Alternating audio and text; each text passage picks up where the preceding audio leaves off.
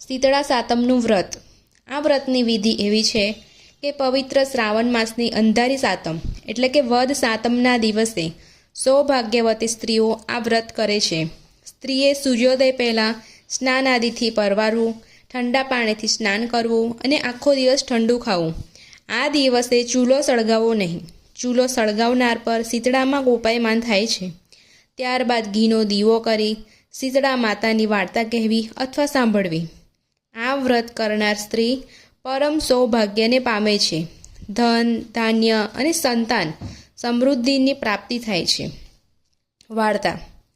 ઈશ્વરનગર નામે એક ગામમાં એક ડોસી તેના 2 દીકરાની વહુઓ સાથે રહેતી હતી। મોટી વહુ જબરી, કજિયાખોર અને ઈર્ષાની ભરેલી હતી। વાત વાતમાં વાંકું પાડતી, જ્યારે નાની વહુ ઘણી ભલી, ભોળી અને પારકાને દુઃખે દુઃખી થનારી હતી।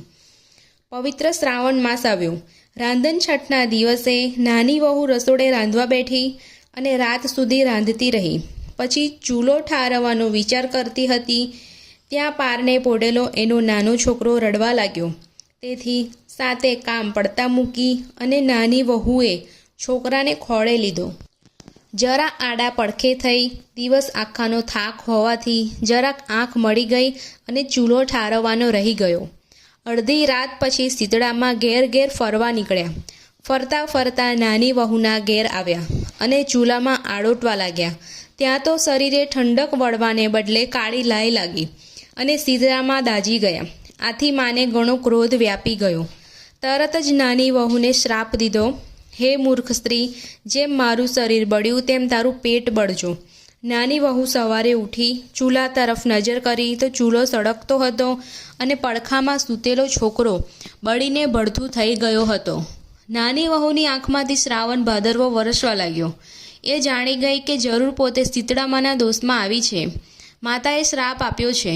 એ તો રડતી રડતી સાસુ પાસે ગઈ, બધી વાત કરી। સાસુએ ગળગળા અવાજે આશ્વાસન આપતા કહ્યું, વહુ ધીરજ ધર, શીતળામામા પાસે જઈને તારા છોકરાનું જીવન માગજે। મા તો દયાળુ છે, જરૂર તારા પર કૃપા કરશે। નાની વહુ સાસુના આશીર્વાદ લઈ છોકરાને સુડલામાં નાખી શીતળામાની શોધમાં નીકળી। વન વગડા વીંધતી જાય ને શીતળામાનું રટન કરતી જાય। રસ્તામાં 2 તલાવડી આવી। બંનેના પાણી ભળી ગયેલા, બંને છલોછલ હતા।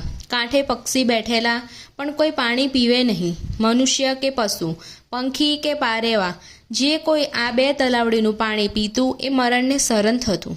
નાની વહુને સુડલો લઈને જતી જોઈ તલાવડી બોલી, બાઈ રે બાઈ, ક્યાં હાલી? નાની વહુએ શીતળામાના કોપની વાત કરી અને માની કૃપા મેળવવા જાઉં છું એમ કહ્યું। ત્યારે તલાવડી બોલી, બહેન, અમારું એક કામ કરજે। અમારા એવા તે શા પાપ છે કે કોઈ અમારું પાણી પીએ તો મૃત્યુને પામે છે?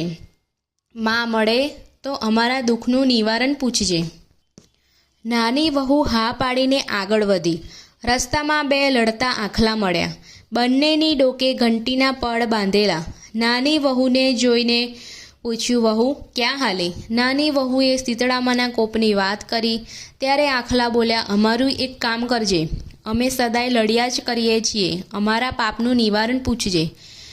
નાની વહુએ હા પાડી, પછી આગળ ચાલી। થોડેક આગળ ચાલી ત્યાં બોરડીના ઝાડ નીચે એક ડોસી દિવેટું જેવા વાળ 2 હાથે ખંજવાળતી બેઠેલી। વહુને જોઈ ડોસી બોલી, બાઈ રે બાઈ, આમ હાફળી ફાફળી ક્યાં હાલી? વહુએ શીતળામાના કોપની વાત કરી ત્યારે ડોસી બોલી, અલી જરાક મારું માથું તો જોતી જા। નાની વહુને ઉતાવળ હતી પણ એ ઘણી દયાળુ હતી। મરેલા છોકરાને ડોસીના ખોળામાં મૂકી એ તો બેઠી જૂ વીણવા। થોડી વારે ખંજવાળ મટી ગઈ તો ડોસીએ આશીર્વાદ દીધા, જેવું મારું માથું ઠર્યું એવું તારું પેટ ઠરજો। એટલામાં તો થયો ચમત્કાર। ડોસીના ખોળામાં પડેલો મરેલો છોકરો હાથ પગ ઉછાળી કિલકારી દેવા લાગ્યો। નાની વહુ તો તરત જાણી ગઈ કે આ જ શીતળામાં છે। એ એમના પગમાં ઢળી પડી અને બોલી, માં, મને માફ કરી દો। મેં તો તમારું શરીર બાળેલું, પરંતુ તમે તો મારું પેટ ઠાર્યું છે। તમને મારા લાખ લાખ વંદન। પછી તલાવડીના કષ્ટનું નિવારણ પૂછતા શીતળામાં બોલ્યા, પરભવમાં બંને સૌખ્ય હતી। દી ઉગ્યાથી દી આથમ્યા સુધી લડ્યા જ કરતી હતી। કોઈને છાશ પાણી આપે નહીં, એટલે આ જન્મે કોઈ એમનું પાણી પીતું નથી, પરંતુ તું ખોબો ભરી પાણી પીજે, એમના પાપો દૂર થશે.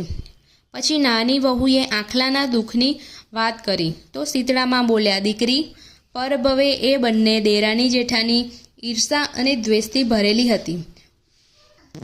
કોઈને દળવાય ન દે કે ખાંડવાય ન દે, તેથી આ ભવે આખલા થઈ ડોકે ઘંટીના પડ બાંધી લડ્યા કરે છે.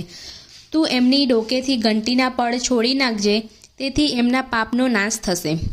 નાની વહુ શીતળામાના આશીર્વાદ લઈ હરખાથી પાછી ફરી. રસ્તામાં આખલાની ડોકેથી ઘંટીના પડ છોડ્યા, તલાવડીનું પાણી પીધું.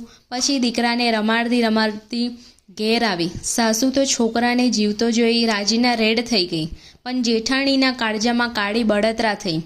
એમ કરતાં ફરી શ્રાવણ માસ આવ્યો. જેઠાણીને દેરાણીની જેમ શીતળામાના દર્શનની ઈચ્છા થઈ.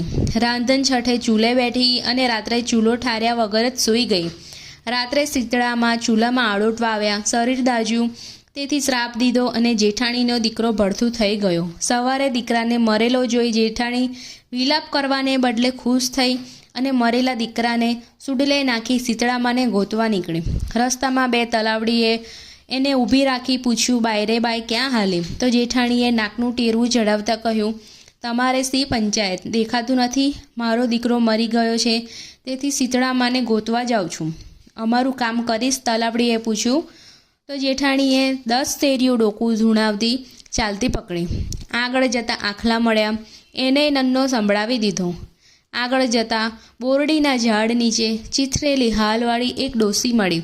ડોસીએ માથું જોઈ દેવાનું કહ્યું તો જેઠાણી કાળઝાળ થઈ બોલી, એ ડોસલી, હું કાંઈ તારા જેવી નવરી નથી તે તારું માથું જોવા બેસું. હું તો જાઉં છું શીતળામા પાસે. જેઠાણી તો છણકો કરીને હાલી નીકળી. સવારથી સાંજ સુધી વગડામાં ભટકી, જંગલના ઝાડે કાંઠે ફરી વળી, પણ ક્યાંય શીતળામાં ન દેખાયા. એટલે મરેલા છોકરાને લઈ છાતી કૂટતી ઘેર પાછી આવી. હે શીતળામાં, જેવા દેરાણીને ફળ્યા એવા સૌને ફળ.